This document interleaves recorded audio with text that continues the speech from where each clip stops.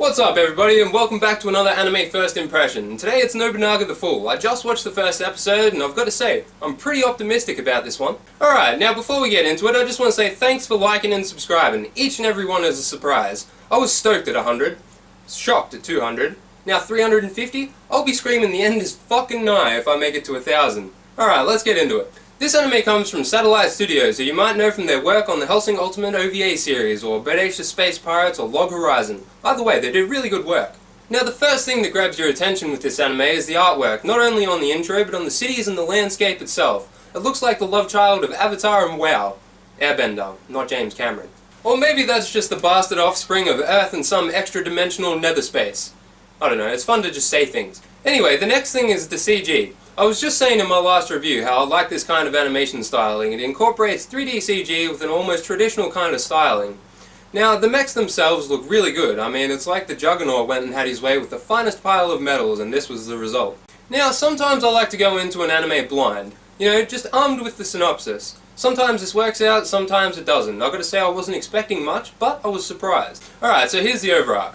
Once upon a time there were two sides of the same coin, each bound to one another by the mystical instance known as the Dragon Pulse, which spanned the very heavens themselves.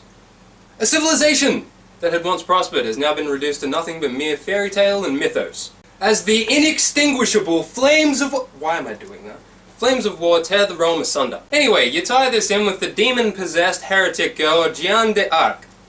Jeanne Arc. Joan of Arc. Yeah, they're pretty big on the historical names with this one. I was looking up studio information and whatnot and took the opportunity to read through some of the future character names. So not only do we have Oda Nobunaga, Joan of Arc, and Leonardo da Vinci, we've also got Magellan and Julius Caesar on the way. Now this isn't 100% accurate, otherwise we'd be dealing with some kind of chronological clusterfuck. Now we're still on episode 1, so a lot about the story remains to be seen, but from what has been shown, it looks like your typical protagonist telepathically linked to a girl from another world who finds a giant mech and goes on a quest to stop conflict and bring peace to the land. All while, I don't know, discovering the emotional burden of war and the value of love and friendship. I've gotta stop doing that! Now just to clarify, I am looking forward to it. It should be good, but even if it's not, well, it looks more than great, so I'm gonna watch it anyway. Another thing I liked was the amalgamation of the past and the future elements. Take the cities and the mechs themselves, for example. The cities have that classic, insert generic architecture jargon here, feel? My bad, I kind of lost the wording for that one. Then you have the mech suits, which just aren't era accurate. Shit, we'd have a hard time building one of those nowadays. All of this comes together to deliver something pretty unique.